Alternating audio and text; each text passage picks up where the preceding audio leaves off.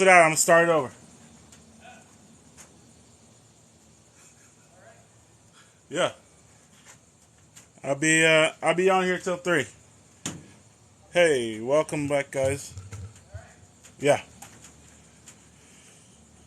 All right. So sorry about that. Now here we go. We are continuing with the Weber Kettle Basics um, tutorial for the Weber Kettle 22 inch. All right. Uh, hey, Kez, how you doing? Welcome back. Hold on, guys. Let me get my card up here so you guys know what I'm talking about. All right.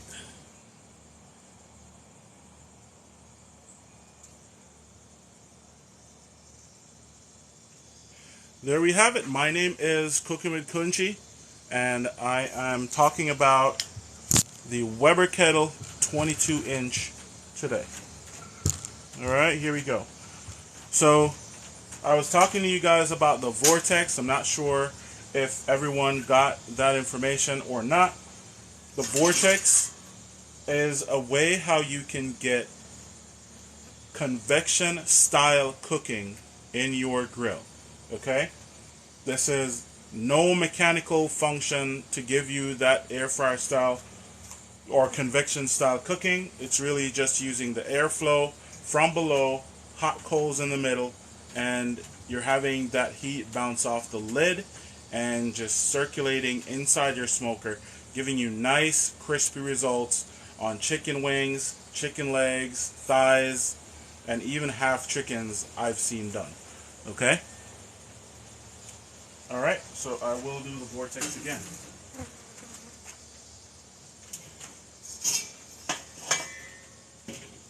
So the vortex is a cone-shaped device, a cone-shaped accessory. It is in my Amazon store. If you just type Cooking with Kunchi in Google and you go to my barbecue recommendation list, you will see one of these on there. Basically, the shape of this, because it's a cone, right, and not a cylinder, that means it's wider on the bottom and more narrow on the top. You can use airflow to force that air through the heat coming up, and that heat now bounces off the lid of your grill, and that is circulating around there and creating constant high temperatures for your cooks. Perfect for wings, thighs, drumsticks, anything you want to make crispy. I've even seen people sear their steaks on this. Okay? So now one important thing that I want to tell you guys about the vortex, that temperature is so high that if you leave the center of your grates on, this can damage the stainless steel material that is on there. Okay? So if you have it like this, yes, baby back ribs would work because you can cook those hot. If you are getting the vortex, please just get you a grate that has the removable center. Okay? Right here, that heat is just going to strip that coating off of it, and what you're going to be left with is bare metal, and that's going to start rusting. Okay? Every Weber kettle I have, my grates have the removable center. It just makes sense because I have to use the vortex in this grill. Okay? Now, say you're done and your wings or your chicken thighs don't look as pretty as how you want. What you could do is now you could put the center on, and now you can put your meat right over here and get a quick sear. I'm talking like 10 seconds for your wings or your thighs or your drumsticks, because you don't want to leave them on there for too long. Okay? That will cause your stuff to burn. But if you're just trying to get a little char on it, get a little grill marks on it, then you just want Not even 10 seconds. Just put it on, flip, put it back, and then you're done. Okay? No, I'm not cooking today. The grill is cold. That's why I can touch it. Now, the Vortex is really cool, but some people don't want to go by the Vortex. I'm not going to tell you to make your own, because unless you have a safe material to do that, then probably don't mess with it. What I would say is, if you absolutely don't want to go by the Vortex, then you can do this one trick. Now, this is how you can get similar results, but it's not going to be the same. And I'm going to show you the differences in just a minute. So these are the 2 Weber baskets that you can buy anywhere Weber is sold. It can be in my Amazon store. It can be in Lowe's, Home Depot, Ace Hardware, anywhere. Okay? This is just the 2 Weber baskets. And basically you would just put them in the center like you would do the Vortex. Now, you can get temps high enough, like up to 450, and it will be fine to cook with, but it's not going to be as efficient as the Vortex. And I can show you the reason why. See, this is a cylinder. This is a cone that is shaped in a way that's going to drive the temperatures inwards, right? So it's wider at the bottom, narrows when it comes up the top. It tapers. Okay? That's what the Vortex does. These don't taper inwards. They actually bow out, right? They actually go out a little bit.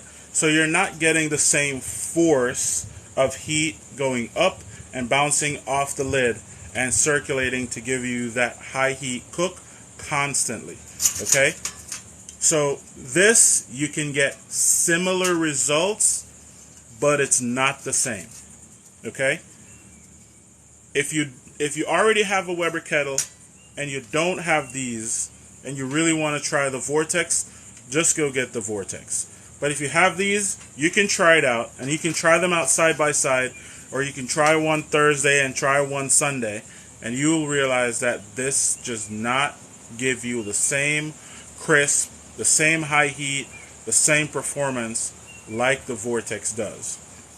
The first thing it does, it separates the heat. Okay? You know, if you want your heat hotter, you will make sure all your charcoal's together, right? That's going to give you higher heat.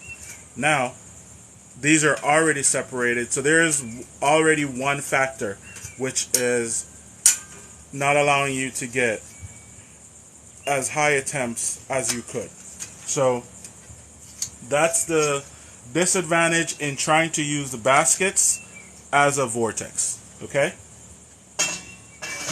Now, I love the Vortex, but I also equally love the baskets. Now I'm going to tell you guys why I love the baskets, and I'm going to explain it to you in just a second here. So let me remove the grate. Now the baskets give you a lot of flexibility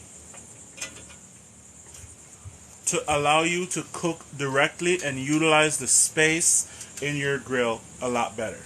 Alright, here we go. One, you can cook with the baskets together. You can push them off here indirectly, and on this side you can have your meat. Okay? You can also do side by side. So if I'm doing rotisserie, if I'm doing a rotisserie turkey, big bird, I can put charcoal in both of these and run the rotisserie. The rotisserie is going to be in the center, and so you're not getting direct cooking, but you're getting hot enough temperatures where you're getting even cooking all around the bird. Okay? You can also cook, if I'm doing chicken, I'm using one basket, right? I have my temps off to the side, and my bird is going. Now you have your heat over here, you have your vents this side, and you're dragging the heat and the smoke across the meat, and so you're getting really even cooking as well. Because the chicken is smaller, I use one basket. When I'm doing a turkey, I'm going to use two, because you're cooking by volume a bigger bird. Now, really cool with the basket is that you can move it around mid-cook, you can move it around the beginning, the end, whatever you want. So I'm going to talk about rotisserie again, and I'm going to show you guys exactly what I mean. So let's say I'm doing a rotisserie chicken right now. Okay, let's bring you guys over so you can see what I'm talking about. I just did this yesterday with my kebabs. Okay. Now, bear this in mind. I cook indirect as much as I can. Okay? Indirect as much as I can. I only cook direct when I'm ready for that heat directly under the meat. So, like yesterday when I was doing kebabs, I had my basket off to the side and my kebabs in the middle. Okay? Now, when my temps got close to where I was going to be finished in the chicken breast, so about 145, 150, I now brought the fire directly underneath the meat. And so what that did at the end, or towards the end of the cook, is it gave the chicken and the veggies just enough time to get a little bit of charring, get a little bit of, that direct wood flavor. So you had the juices from those veggies dripping into the coals and that flavor coming back onto the meat.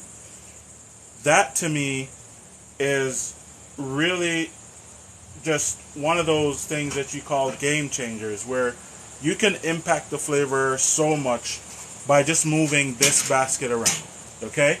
So here, indirect heat, just a little bit of smoke, a little bit of fire, but once you put it under here, now you can start to get some char on your edges.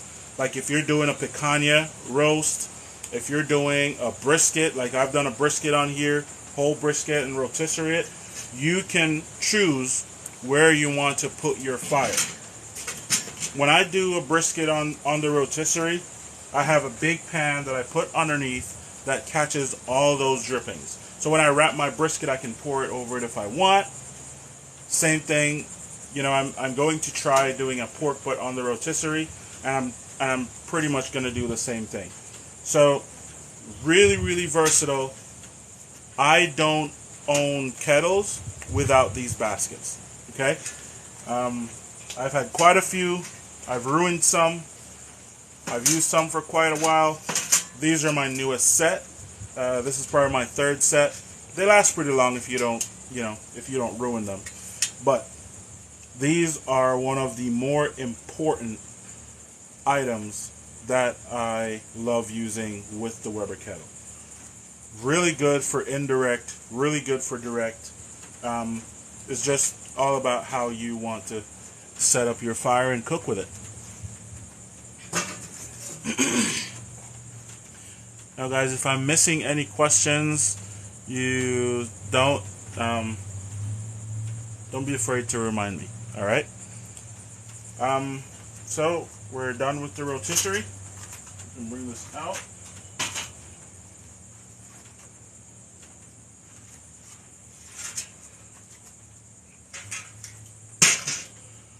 So this is the charcoal chimney starter. Okay? This is the charcoal chimney starter that highly recommended to use to start your fire. Okay? What you will do, you will put the amount of charcoal you want in here, half, full, whatever it is, 10 pieces, whatever it is. You put your charcoal in here, you stick a fire starter underneath, light that fire starter, that heat comes up, heats that charcoal, get them lit, and now you can dump your charcoal in here, already lit and ready to cook. Okay? Must have a charcoal starter. You don't use lighter fluid, and you don't have to buy fire starters if you don't want to. You can use paper towel with oil. You could use rolled up, the charcoal bag. You could use newspaper. Whatever it is, you only need that fire to be under there about 3 to 5 minutes, okay? Once a few pieces of those charcoal get lit, that heat will travel upwards, so that will get it all lit up for you. But just in case you want to get fire starters, these are the Weber wax cubes. These are just wax. All you do is you light them and put them underneath there, and you're good to go. See right here, there's 24. And if you notice in the demonstration photo, they're lighting 2 wax cubes underneath this chimney. I have never used 2 wax cubes. I've always used 1, and it's worked perfectly fine. One of these is going to be lit for about 10 to 12 minutes consistently, providing your charcoal with enough heat to get it started.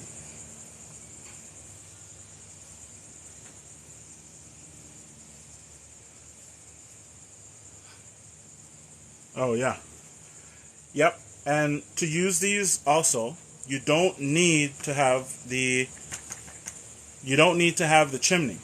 As you can see in this little picture right here, you can set up your charcoal in a pyramid if you want to be fancy, and you can light the wax cubes in it, and then your charcoal will be lit. You can spread it out how you want in your grill, and that will be awesome.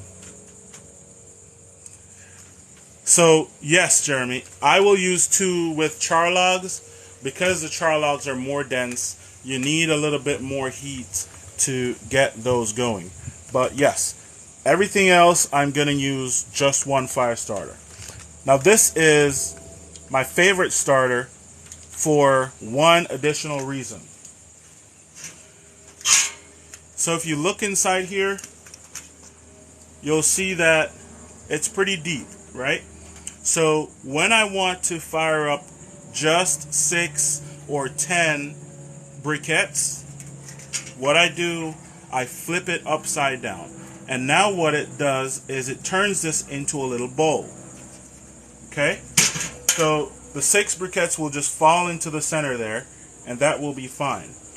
One of these fire starters will be enough, but what's really cool is once you cover this fire starter, it shoots up a really high flame. So that allows it to get from here all the way up to here, no issues at all. So that is one of the things I really love about using this fire starter and the chimney. Okay? Now I typically light 6 to 8 briquettes when I'm doing the snake method or when I'm doing some kind of controlled burn in my smoker. Let me see if I have a question here. Can you light the cube and then fill it with coal and let it burn?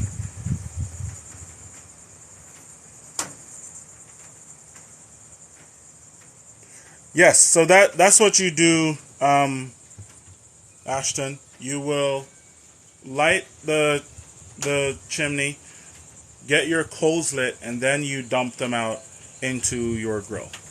Okay? Yeah, that's exactly what you do. That's the standard way of using. The other 2 ways that I'm showing you are just things that you kind of figure out as you go. Okay? Yeah, so charcoal chimney, definitely. Fire starters, absolutely. Now there are many types of fire starters.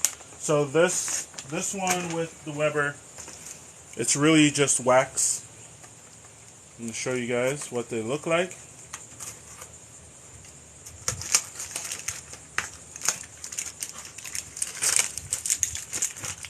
They're literally just cubes of wax. Okay? Nothing else.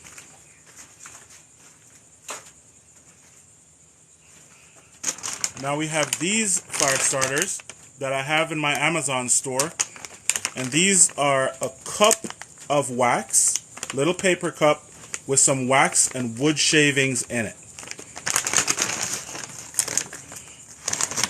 These are literally the best fire starters.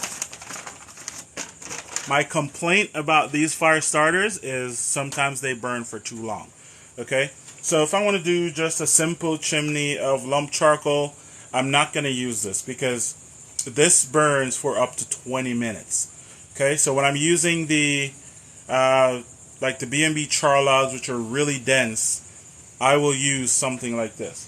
But it is still one of my favorites. It's in my Amazon store, and it's really good in there. How those? These are really good. These burn for up to 20 minutes. You know, like, what I have to do is I have to look at my chimney and see, okay, my fire is ready. I don't need to wait anymore, okay? Because if you wait for this to burn out, you're probably going to lose some of your charcoal getting burnt out.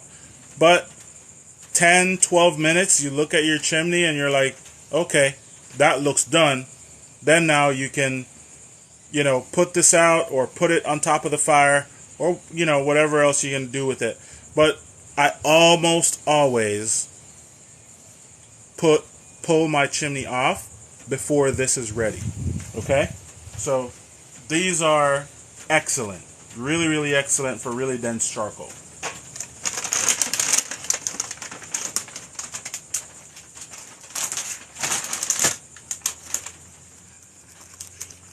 We have some other fire starters. This is the B&B brand, but tons of brands do this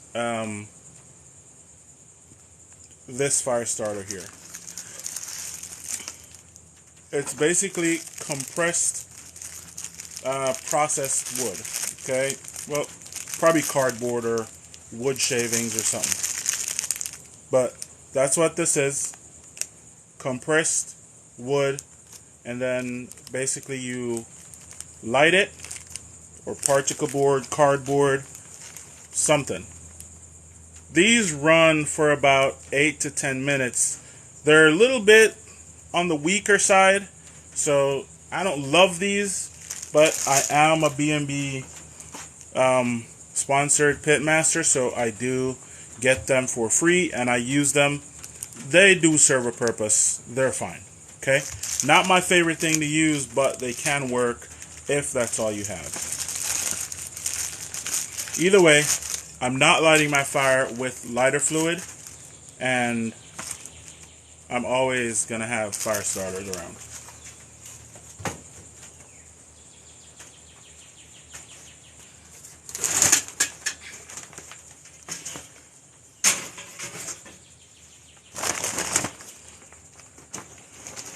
Now, talking about charcoal, this is my favorite type of charcoal to use.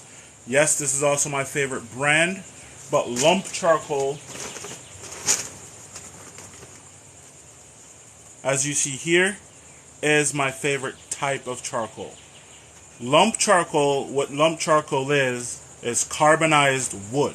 Basically, wood, so this, in this case, oak, partially burnt so you can finish burning it in your fire. Okay?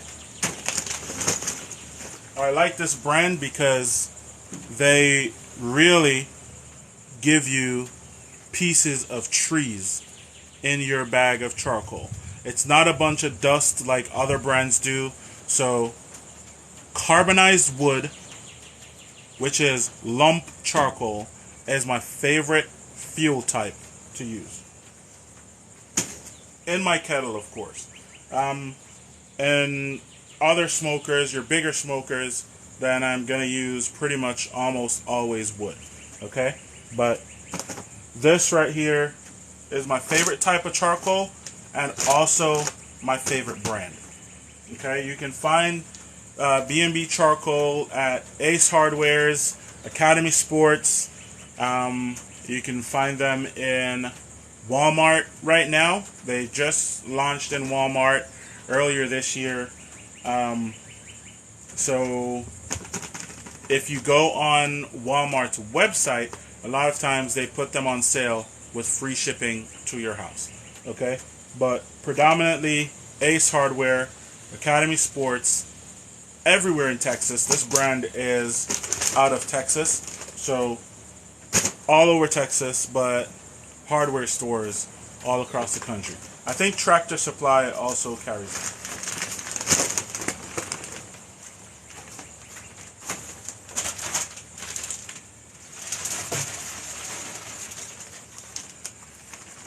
B&B also carries a bunch of wood flavors. Okay, so this is Post Oak, and they have really solid chunks. Right? Really solid wood chunks. Post Oak is really one of my best flavors. And Hickory is my favorite wood to burn. Actually, I almost don't like burning it because I just love it so much. And then we have the Feared Mesquite. Let me find a piece here. Let me show you what the mesquite looks like. Mesquite has a reddish color on the inside. Okay? It's a reddish color, like almost like cherry wood, but this is just a little bit darker. But this is one of the more potent wood flavors out there for cooking. Now, Kaz asked, how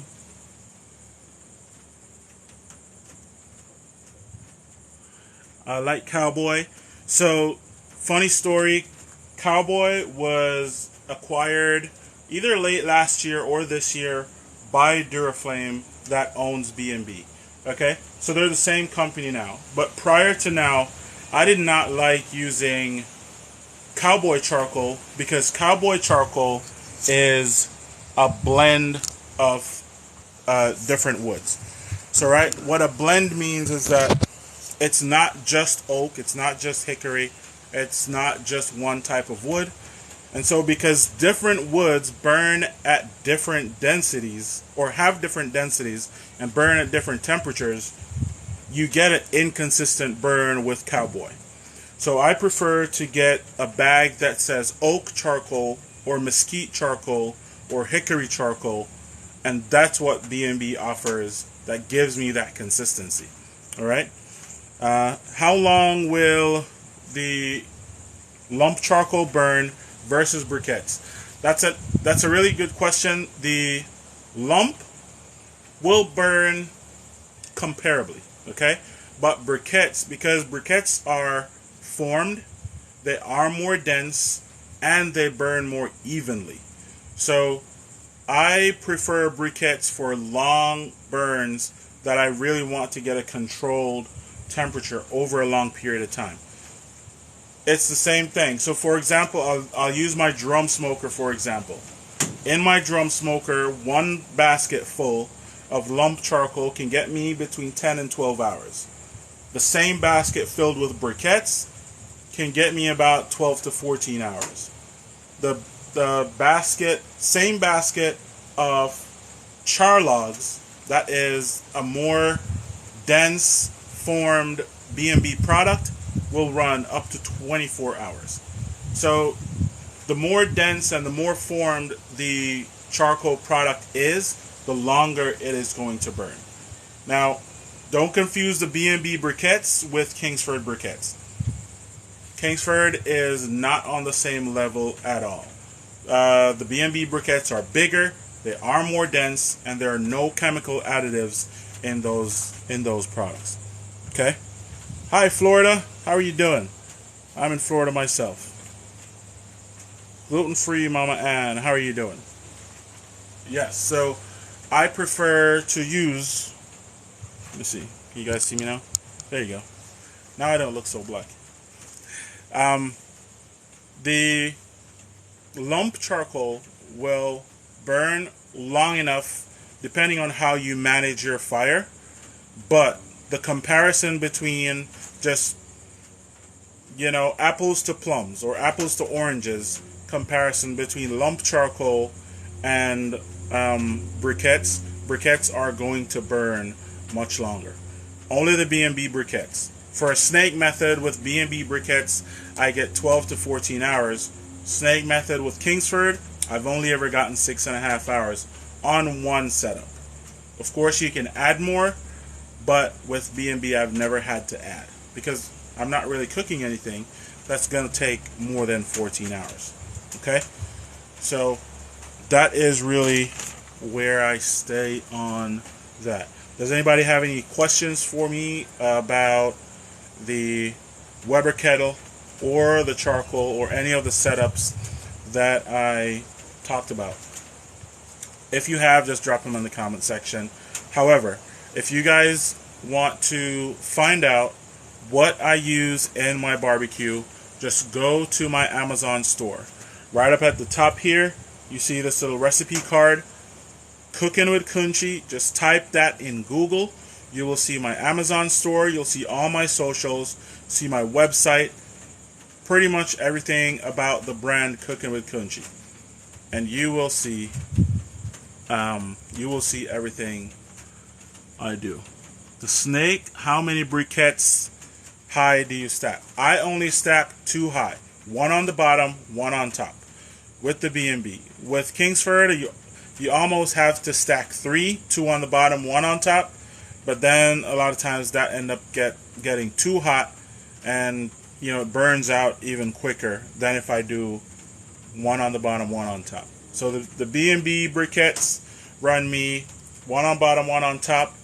About, I think the last time I did 68 briquettes total, and that ran me at least 12 hours. Okay? On 68 briquettes, that's really good. Does grilling mess with the roof on my porch? I can show you guys. It does not. Okay? Nowhere on here, and this is where all my grills are. Okay? Does not mess with anything at all on my roof. Because I'm not really running ragers, right? I don't cook over bonfires. My fires are really always pretty small. So, yes. Oh yeah, I did add the sunshade because the roof itself is clear, and so it was really bright under here. So really the sunshade is a diffuser. It makes the lighting a little bit more soft, kind of better for videography. I really did it for photography first, but yeah, really, really good. Added protection for sure. So I have my built-in light diffuser up there. Alright guys, if you guys want to follow me, make sure you are checking out Cooking with Kunchi. I do have a charcoal playlist, I have a Weber kettle playlist, I have a snake method playlist, and I have a playlist for every grill that's on my patio. Okay? So whether you have an offset cooker, a Kamado, a drum smoker, a kettle, and even a pellet smoker that's right behind me, you will be able to find information, recipes, and tons of other videos about those grills curated in their own playlists all over the page. Okay? I want to thank you guys for coming in and hanging with me. Thank you, Ashton. Thank you, Kaz, Jeremy, Mustard Queen. Hope I didn't forget anybody. Let me look at my list here. Everybody, thank you guys so much for coming through and hanging out with me today. Hooks, how are you doing, my dude? Appreciate you. All right? No worries, man. I appreciate you just showing up. So Food Talk TV is a collaborative effort between multiple creators that share different recipes and different ideas. We are live every single day with a different creator, okay? I'm usually live Tuesdays, 10 a.m. Eastern Standard Time. Make sure you check me out next Tuesday. Have another surprise recipe for you guys. And don't forget, the recipes that I shared last Tuesday is now up on the website with photos for you guys to go check out. All right. Thank you guys, and I hope you have a really good rest of your weekend. Make sure you check me out on Cooking with Kunchi. Gonna be live over there. Probably not today, but definitely tomorrow and 4th of July. All right, and guys, tomorrow I get to drink. All right, have a good rest of your days. Thank you guys, and see you on Tuesday.